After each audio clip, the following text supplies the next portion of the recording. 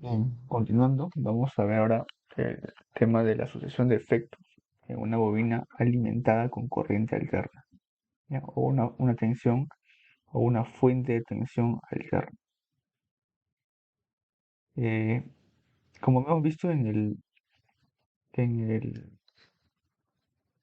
el apartado anterior, en el cual teníamos una bobina alimentada con corriente continua, en este caso la tensión la tensión no era directamente proporcional al flujo.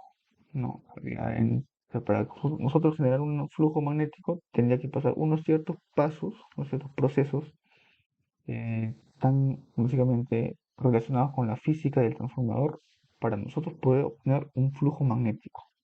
Ya, cosa que no ocurre ahora cuando nosotros tensionamos una bobina alimentada con corriente externa, donde podemos ver que la tensión y el flujo magnético generado en el núcleo ya tienen una dependencia, ¿no? Bien, ahora vamos a analizar cuál es ese. Bien, entonces empezamos nosotros de igual modo tensionando con una fuente el núcleo, el arrollamiento, ¿no? Que está acá envuelto en una de las columnas del núcleo, que es un núcleo ferromagnético. Ahora, entonces nosotros tenemos acá una tensión AC, que es la misma de acá, la tensión AC. Claro, entender que esta es una tensión RMS, ¿no? Ya. Eh, en este caso, ya tenemos que recorrer la ecuación del transformador, ¿no? Que la tensión es igual a ¿qué? 4,44 por 4,44 ya por la frecuencia, ¿no? Por la frecuencia, por el número de espiras y por el flujo magnético máximo, ¿no? Es así. Esa tensión es RMS, ya, RMS y el flujo magnético es máximo, ¿ya? Pero para el tema conceptual solo basta con decir que es un flujo magnético que se presenta en el núcleo, que sería este flujo de aquí, ¿ya? Ahora, entonces, nosotros teniendo una tensión ya obtenemos directamente un flujo magnético. Eh, Despejando el flujo magnético, ¿ya? Despejando el flujo magnético, eh, nosotros primericemos aquí la tensión RMS sobre 4,44 la frecuencia, el número de vueltas, ¿cierto? Ya. En el siguiente proceso, nosotros al tener un flujo magnético en el núcleo, inducimos también una fuerza magnetomotriz, ¿ya? Esa fuerza magnetomotriz vendría expresado con el siguiente forma, ¿no? Flujo magnético por reluctancia. Entonces, el flujo magnético, primero se genera un flujo magnético para luego obtener una fuerza magnetomotriz. Y luego, finalmente, nosotros, teniendo una fuerza magnetomotriz, recién podemos, digamos, inducir una corriente que circula por el conductor arrollado, que tendría la siguiente expresión: si la corriente es igual a fuerza magnetomotriz sobre el número de espiras, ¿ya? Entonces ahí recién aparecería una corriente alterna sobre los conductores, ¿ya? Eh, entonces, como podemos observar, la dependencia que hay entre la tensión que aplicas y el flujo magnético es directamente proporcional, mientras que el voltaje que yo aplico sobre ese núcleo no está relacionado con la corriente que voy a absorber de la red, todo el circuito magnético, ¿no? Entonces, eh, esto es básicamente un transformador, ¿no? Es básicamente un núcleo, una bobina alimentada con corriente alterna es un transformador. Bien. Bueno, vamos a ver qué variaciones hay. Como vuelvo a repetir, las variaciones que se realizan, los cambios que podemos realizar en el circuito magnético, siempre van a ir afectados hacia adelante, ¿no? Eso siempre hacia adelante, hacia atrás no va. ¿Eso por qué? Porque esa es la física del transformador, ¿no? Ya. Claro, este diagrama es una síntesis de toda la teoría que presenta el transformador o el circuito alimentado con corriente alterna, ¿no? Entonces, es un resumen práctico, es didáctico, que se puede comprender cómo funciona un circuito magnético, ¿ya? Entonces, iremos con la primera variación. A ver, vamos a hablar acerca de la primera variación. Ya, la primera variación sería el cambio de reluctancia. El cambio de reluctancia. Como hemos hablado, el cambio de reluctancia es no agregar un ente de hierro en la columna del núcleo, de manera que el campo se distorsiona y presenta mayor oposición al pasar el campo magnético en el circuito, ¿no? La reluctancia básicamente es la oposición que se le pone o que se le presenta al flujo magnético en el núcleo, ¿no? Entonces, un cambio en la reluctancia es como incrementar el entre agregar un entre hierro. Agregar un entre hierro es incrementar una reluctancia. Entonces, si se incrementa la reluctancia, ya, es porque la fuerza magnetomotriz también se va a incrementar, ya, se va a incrementar. Y por consiguiente, si se aumenta la fuerza magnetomotriz, entonces este absorberá mayor corriente de la red eléctrica, ya. Entonces, en resumen, si nosotros cambiamos la reluctancia del sistema, es agregar un entehierro o hacer una modificación al núcleo, una modificación física, ¿no?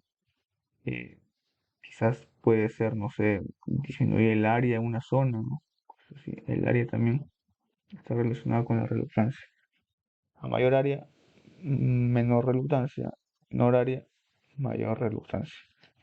Entonces, cambios en la reluctancia que me ocasiona mayor, mayor corriente que este circuito va a absorber de la red eléctrica. Y la segunda variación, por ejemplo, puede ser con el número de espiras, ¿no? A ver, otro color rosa. Usemos otro color. El otro cambio que podemos hacer es el cambio de n, el número de espiras. Ya, pero acá ocurre algo curioso. El cambio de espiras, si bien está relacionado con la última parte del proceso, o sea, con fuerza magnetomotriz N por I, ya, pero este cambio en las espiras se ve afectado sobre todo en el primer proceso, en el cambio de la tensión o del flujo magnético creado. Es decir, nosotros tenemos una tensión RMS, ¿no? Que esa tensión va a ser constante, es la tensión de la red. Nosotros al disminuir el número de vueltas que ocasionamos, que se incremente el flujo magnético. Ya, ahora, al incrementar el flujo magnético también hay que tener cuidado porque el transformador puede entrar en la zona de saturación. Ya, pero suponiendo que sea el caso que no esté dentro de la zona de saturación, el siguiente proceso sería que al incrementar el flujo magnético, incrementamos también la fuerza magnetomotriz. Ya, incrementamos la fuerza magnetomotriz y eh, por consecuencia se incrementa la fuerza magnetomotriz y de igual modo, eso también variaría porque disminuiría, pero en general si incrementa la fuerza magnetomotriz, también estás agregando la mayor corriente que va a absorber de la red del circuito magnético, ¿no? Entonces, cambios en el número de espiras significa mayor corriente que va a absorber el circuito de la red. ¿Ya? Y el siguiente cambio que se va a realizar es el cambio en la fuerza magnetomotriz. Justamente ahí, ese es el fenómeno que se presenta, o o es el proceso que se presenta en un transformador convencional. Cambio, cambio, fuerza magnetomotriz. ¿Ya? Entonces, si nosotros tenemos, por ejemplo, aquí un material ferromagnético, ¿cierto? Un núcleo ferromagnético, que en este caso lo vamos a llamar ya un transformador monofásico. Las estructuras lo vamos a llamar un transformador monofásico. Este va a estar tensionado con una corriente alterna y va a tener un cierto número de vueltas, ¿no? Bueno, ya vemos el lado de alta tensión. Y por el otro extremo vamos a tener arrollado un menor número de vueltas, ¿ya? Y acá va a estar un switch, acá va a estar alimentado una carga, un ZL. Este vamos a llamar el lado de baja tensión. Entonces, hasta el momento nosotros hemos analizado que al tensionar el núcleo o la parte de alta tensión con un voltaje alterno, nosotros obtenemos un flujo magnético que induce una fuerza magnetomotriz y absorbe una corriente de la red, ¿no? Eso es lo que nos dice este, este gráfico. Ya. Entonces, eh, pero hasta ahí solamente podríamos estar hablando de un reactor, quizás, ¿no? Porque no estamos consumiendo ni una carga ni estamos transformando la energía. Pero si nosotros agregamos una, otro arrollamiento en el lado secundario y nosotros cerramos el circuito, entonces va a aparecer una fuerza desmagnetizante en sentido contrario al que se encuentra en alta tensión. Ya. Entonces, eh, cerrar un circuito o un arrollamiento en la otra columna del núcleo significa disminuir la fuerza magnetomotriz. Es decir, aparecer un efecto desmagnetizante en el núcleo. Entonces, un cambio en la fuerza magnetomotriz puede hacer este ejemplo. Entonces, qué nos dice la física, no? Si nosotros hacemos un cambio en la fuerza magnetomotriz, eh, por ejemplo acá, disminuimos la fuerza magnetomotriz, ya, eh, no, a ver, perdón, esto funciona así. Nosotros vamos a tener una fuerza magnetomotriz total, ya, que va a ser eh, una fuerza magnetomotriz en la parte de alta tensión más una fuerza magnetomotriz en el lado de baja tensión. Entonces, la fuerza magnetomotriz que se va a presentar en el circuito, esto siempre va a ser constante, ya. Entonces, si nosotros en el lado de baja tensión hacemos que aparezca un circuito desmagnetizante, es porque este va a reducirse.